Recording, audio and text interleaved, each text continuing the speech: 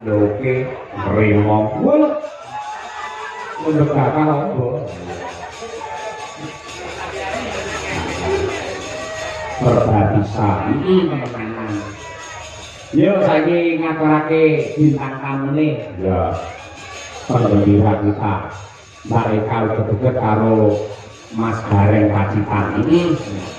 Coba tak men salin rasa palang kekek tak? Gareng Dagelan ke Jawa Timur Mas Gareng nanti ya palang kekek. Maka dihormati Mas Gareng dan Pak Eka Gedget. Dadah.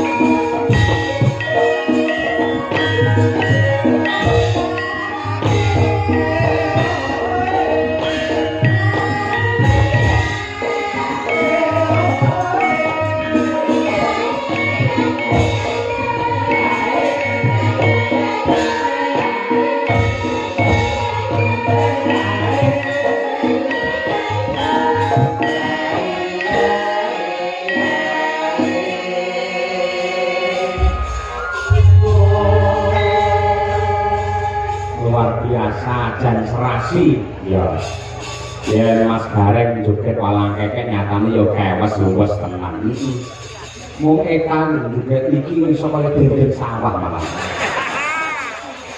oh lek jenengan bikin dendeng sawah niku pun lek dulur iki pun paham to Mas paham pripun oh kula iki malake biasane ditatamu kali jenengan niku mun sewu Lho saya temriko wonten nek lapang wonten lho kok iki baiki. Bareng kula ngejak bae kamu gak mun sewu lho Mas Cahyo. Pripun? Dagelane nyangking tremos. Oh kok awakmu dinyambut gawe nek jenengan iki. Nek jenengan nek wates sing ngono kediyon sapa? Ya tak bisa awakmu iki lho dadi dagelan seluruh lawase dadi sinden kodak. Abot yo ditambahi dhuwurmu. Iki mana jenenge wong sing ngirit ora sombong jenenge kuwi hemat pangkal kaya. Dhewe karo Pak Yoyo. Hemat pangkal kaya opo? Iya to. Oh, ana kowe ya. Aku yang iki udah gak seragam. Iya. Setengah meter cukup. Ben betul awakku cukup lho iki dhuwur ngene iki nek buntel sok kamera iki. Nek jenenge sandangan penganggu. Kuwi ora dicocokne karo meteran. Ya patute wong nyaman mun sewu kados Mas Cahyo Pideksa. Ngoten niku beskape sae, gedhe dhuwur ganteng. Bojone nggih presiden, garwane ya presiden. Bukesi ya cantik, ya kewes. Ngeten iki. Ha kaya awakmu. Aku ngono aku karo panjenengan opo? Kaya nyangking tremos. Aku ditekoki Pak Lurah sapa jeneng Munaji? Pak Munaji. Arep endi to, Kak? Bar tuku wedhus korban, Kak. Lah waktu kono kok iso denden sawah kene kaya tremos. Sopo mesti ora lara. Ya ora aku awakmu didangu Mbak Lurah jarine ngono to. Lah aku dangu pacare ya ngene. Awakmu rono aku budal ning pasar jenengan konsen. Nuwun sewu Mas Gareng badhe tidak pundi arep bulan batang. Bisa ae dhewe aku karo gandengan terus sijine nangke batang. Aku to. Bisa. Wah saiki aku batang. Mboten mau penonton ingkang mriku wau bisa ngrasani. Pripun Mas Jenengan Gareng? minggah sari mriki tapi gandengan Kiai Kang. Nggih, saya lapaipun kula. Alhamdulillah, yo, manut Mas Cahyo yo ya. Terus aku awal-awal mriki nggih. Nggih. Alhamdulillah siji, loro, telu. Ya ampun, sing putri kaya Srihune. Sing kakung kaya Srigala. Mas Cahyo. Napa? Sok gaglak kono. Sok serigala paling boten gandes luas nyawiji dadi siji ya Nduk ya. Niki wonten laladan wates jenengan Ponorogo. Kebak ingkang mulya penontone kathah dulure kakak sedaya guyub lawan rukun menika pusanane adil termasuk pucuk pimpinan panjenenganipun beliau Bapak Munaji. Luar biasa saestu Mas Gareng Pak Yoyo. Luar biasa. Terima matur derek bingang derek mokok bombong atase anu wates jenengan sudah 6 lama 8 tahun lamanya tidak wayangan baru menika disekseni wayangan setelah sekian lama. Tepuk tangan kagem panjenengan sedaya jenengan wates ini. Kandhani mula kena diomongne Mas nggih. Wong desa mawa cara negara mawa tata. Paribasane nek nang nggonku enek jenenge sedekah bumi, sedekah lemah, sedekah batol. Ning nek kene jenenge bersih desa. Rena telu kuwi mau. Nek sing arani legelonan yo ono. Legelonan enek kono ya enek nang ngarani jenenge selonan. Apitan ning sing bener kuwi jenenge sedekah bumi, sedekah lemah, sedekah bantala. Lho nek wedine dhewe-dhewe ngono. Ngeten to wong aku ki iso ngomong ya iso njlentrekne. Artine no Sing sepisan jenenge sedekah bumi. sedekah bumi kuwi Bumi iki tegese bungai manah tansah migunani. Migunani tumrapé masyarakat sing manggone sak dhuwuring bumi. mergo bumi ya ditanduri dimboni. Terus enek napa meneh? Sedekah lemah Lemah kanggone wong sing wis bangun baliwisma. Sing wong wis omah-omah lemah kalem-kalem muga-muga bisa gek gawe omah. Lho kandhane aku ki anggere lunas yo ngene iki kok. luar biasa dan batok dulu isi ndut kowe. Isi madu. Adine diglokne ngisor. Aja ndut. Iki sine pasir teras. Lho Pak Agus munggane dadi teku isine iki gur pasir teras kaya sedekah lemah enek sing keri dhewe sedekah bantala. Sedekah bantala artine Tegese yen wis kalungsur ban aja kulima tumindak barang sing ngolo. Oh, dadi haji yang mabrur, haji yang baik, aja kaya nggonku kae. piye? Nggonku haji tomat. Haji tomat kuwi Budal tobat murih umat.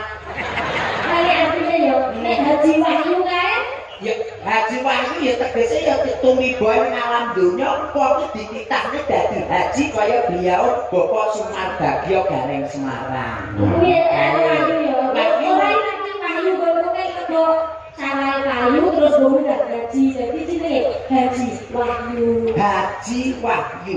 Tegese haji sawahe wis Wahyu. Kok enek ora nggo hajine. Ya wis kita. Ming haji Wahyu kuwi. Hajah nggih ku enek. Hajah Hajah mutmainah. Nggih. Hajah mutmainah. Untuk pancen wis tobat, nggih nyuwun sewu wong itu sing nuwakal banget, barang udah kasih tobat terus mulai ditambahi jeneng, ya kuwi hajah mutmainah. Tegesipun apa, Mas? Nggih nalika urung hajah kuwi ngemuti barang sing ra bener. Barang sing ora bener iki sing koyo piye ya? Ya barane permen. Marai ning untuk gak apik ya. Alah nyang itu malah yoga, malah ompong, malah grepes iki ya kuwi. Ya kados sedulur jenengan tenggene wates niki nuwun sewu Mas Cahyo. Nyobain kamulyan dulur-dulur kula niku nunggal rasa, nunggal tresna bengi ngemekne wayangan gelar kelir kanthi dalang kicah ya pun tadi alhamdulillah ngendikane Mas Dalang wau wis ora sareka warna perwuwung 100.000. Luar biasa rekor lho niku. Nggih, sak wuwung 100.000. Nggonku tarik 5.000 gemereneng ya, Mas. Nggih, wong kula wis ditarik 5.000 gemereneng lho, Pak. Nggonku meneh. Apa? Malah gumun. Ora tau wayangan.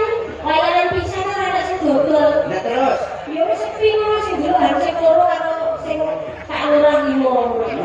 ya kuwi kudu ditekate kaya beliau Pak Munaji kene. Ya luar biasa Mas Anu kunane bakul-bakul dalam tebak kabeh. Ya kuwi sing jenenge rezeki ora dienggo awake dhewe. Betul. Keluarga akes kene nyatane awake dhewe yang yo sak keluarga kene di rawuh yang kene to. Alhamdulillah. Keturapan rezekine keluarga jenengan kene. Ora mung awake dhewe tok sing keturapan, para bakul-bakul sing ngono-ngono kae yo keturapan rezekine keluarga kene. Muga-muga keluarga kene tansah pinangan rezeki ingkang kathah. Amin. Rezeki ingkang berkah. Amin. Pinangan sehat. Amin. Kang panjang yuswa. Amin. Sing urung entuk jodoh kaya sing mau ya Pak. Muga-muga nang entuk jodoh. Amin. Sing wis duwe bojo, muga-muga tambah ya Mas. Tambah berkah. Tambah berkah kakantenan putra lan putri ingkang saleh lan salehah. Amin. Ibu-ibu langsung ngapur kabeh. Tambah berkah ngono. Ora sing duwe utang, muga-muga sing diutangi ya ndang lali ya. Terus semangat kabeh. Wis utang ndang lali malah dikroyok wong pirang-pirang. Dan ikhlas tapi jenenge itu tidak menyangka. Iya. Saling mengingatkan. Betul. Bahu membahu kaya keluarga ageng kene. Keluarga ageng jenengan wates pripun kabare? Kali sunipun tak nggih sae to? Alhamdulillah jenengan reksani Mas Gareng kabul saking Pacitan. Sae nggih? Mas Gareng sae apa sae? Kang mangkato dhewe. Iki sik anu nek bicara sak lajenge sik elek iki Apa apik iki? brobosan. Kok yo kulino awakku lho. Kuatine teng alam donya kok yo nyedake kancane. Paling ora awake dhewe najan jenengku kabul nuwun sewu lho. Iya. Najan jenengku kabul kula ki asli Pacitan. Leres. Kecamatane Tegalombo niku desane Taunan Baru. Lho, ngono sewu ae lho. Iki sing ning YouTube Lho, sing kuliner lho. Asmane Mas Garangan Pacitan. Lho iki apa? Garangan Pacitan. Garangan Gendrawut nggonmu. Kok iso Ya jare Pak Yono kene gendeng Surakarta Surakarta. Nek Sragen Sragenan. Sragenan. Nek Ayodjo Ayodjan.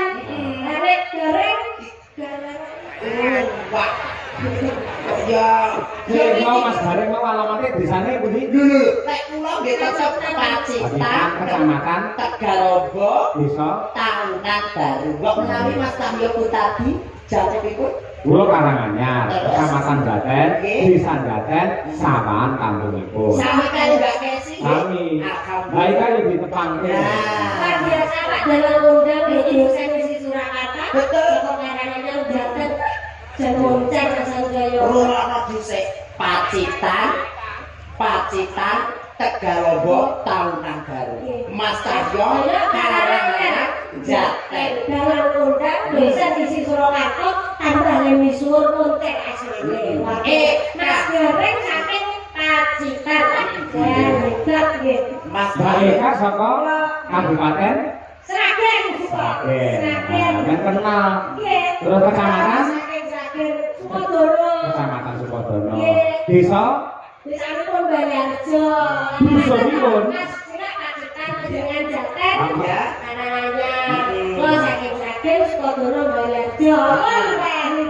Dusune.